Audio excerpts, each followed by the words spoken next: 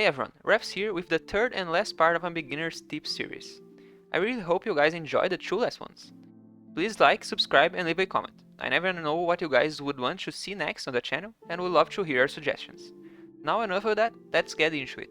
So I will start talking a bit about stats, right? This is basically an advanced talk about stats because I've seen that most people don't really understand how luck works and they were interested, right, in the comments. So here we have basically the formulas that explain what luck does in this game. All these formulas have this X on them, right? And this X can be found here at these spreadsheets. And they vary depending on your class, right? So you pick your adventurous class that you want to know about. So basically, let's say a fighter here, right?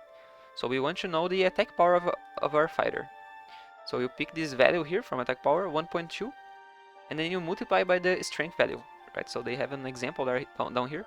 As a base example, if you have a fighter with 70 strength and no other attack power bonuses, that fighter's attack power will be 70 times 1.2, and that's 84. So basically, this is how everything works in the game, right? Just keep in mind that these are approximate baseline multipliers, right? So they are not sure about everything here. These are just approximations, but it already works fine, right? So you can base yourself on that. And as I said, I wanted to talk about this because of the luck formulas here, right? So we can see that luck influences these three formulas and these two down here. So basically, luck, the two main stats that luck influences are these ones, right? So in my opinion, accuracy and evasion are the most important. So basically, you pick the multiplier up in the spreadsheet, and then for accuracy, you have 70% being your dexterity values and only 30% luck. Evasion is based on your speed and luck. And we also have these three stats here that are mostly, they are mostly quality of life, right? So they are not that important. And luck also influences them. So detect, disarm trap, and evade trap. So I would say that luck is not that interesting of a stat, right? I mean, it influences a bunch of things, right? But it's not that important. It's just 30% on those things. So I would not really pick luck on your bonus points. But there are some formulas here that are very interesting, right? Especially evasion. I always thought that evasion was based on your dexterity, right? But it was actually based on your speed. So my main objective here was basically to show you guys these formulas, right? Because they are very interesting and it's always good to know what affects what in this game. I also wanted to talk a bit about class changing, right? So I already made a video about it if you guys want to know more, but I will just briefly explain how everything works here. So you can go here at the training room and just select anyone.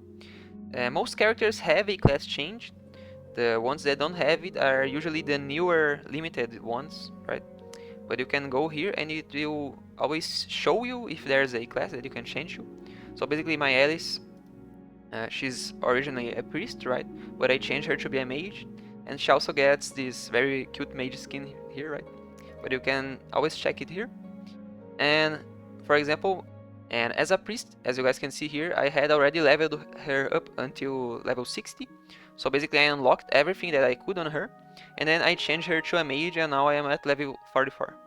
So if I go into her stats here, you guys can see that my level cap is still at 60, right? So you don't need to do all the grade up exams again. And you guys can check the spells here. So I have all the priest spells here, right? So all the debuff, dispelling things and healings. And after changing her class, I basically unlocked a bunch of damage dealing spells here, right? So basically the fire and water ones, and all the base debuffs that mages have. So changing our class is basically a great thing to do, right? Because you will basically have a character with two classes in one, and especially if you guys can change to a priest. So both Adam and Yekaterina can change to a priest, and then you change to a priest, unlock every like dispelling things here, and then you just go back to a mage, and you have that because it's great to have those on most characters. And for example, Abenius, which is a great character as well, also goes to a priest, right? So even though she's a fighter, you can basically spend all her mana on dispelling debuffs, right? Because you won't really use her mana anyways. So it's always good to class change. And if the class that you change isn't that good, you can always go back. I also wanted to talk a bit about the best places to farm junk and also to level up. But basically, leveling up is something that I talked a bunch already in my video about leveling, right? So you guys can check that out if you want to level up quicker. But I never really talked about gear in this channel, so I will basically present you guys the 2 main ways that I know to get good gear.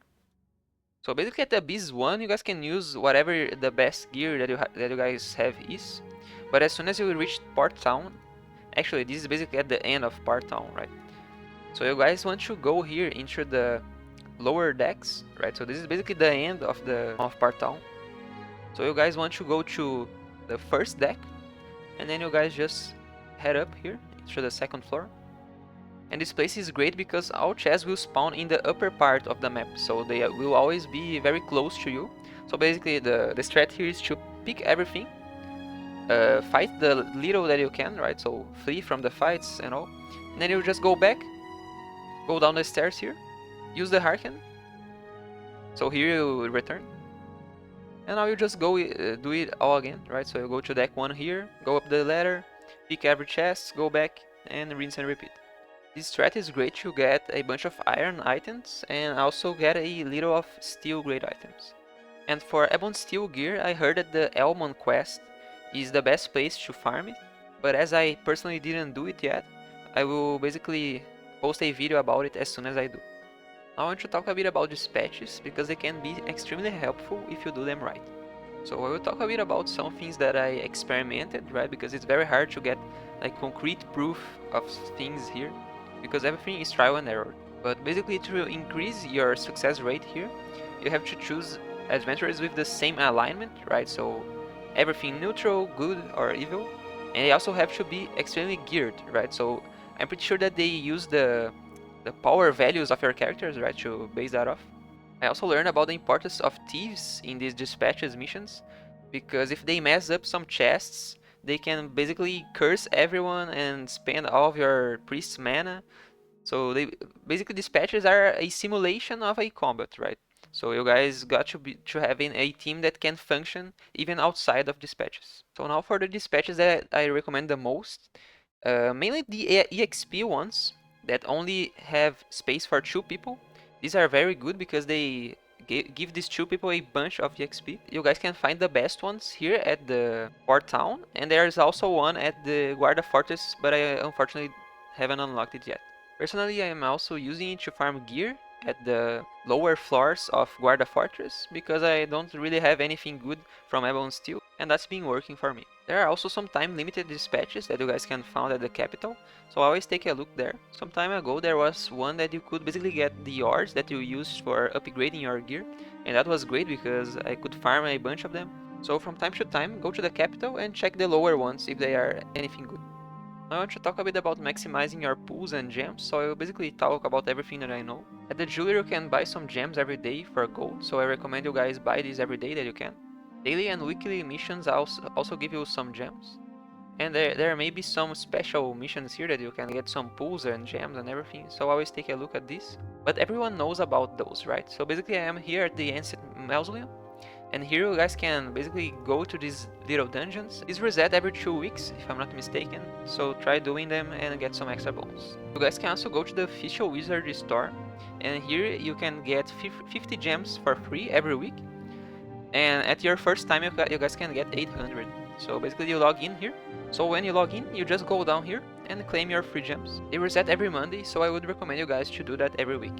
They will appear here at your guild mailbox, so just claim them.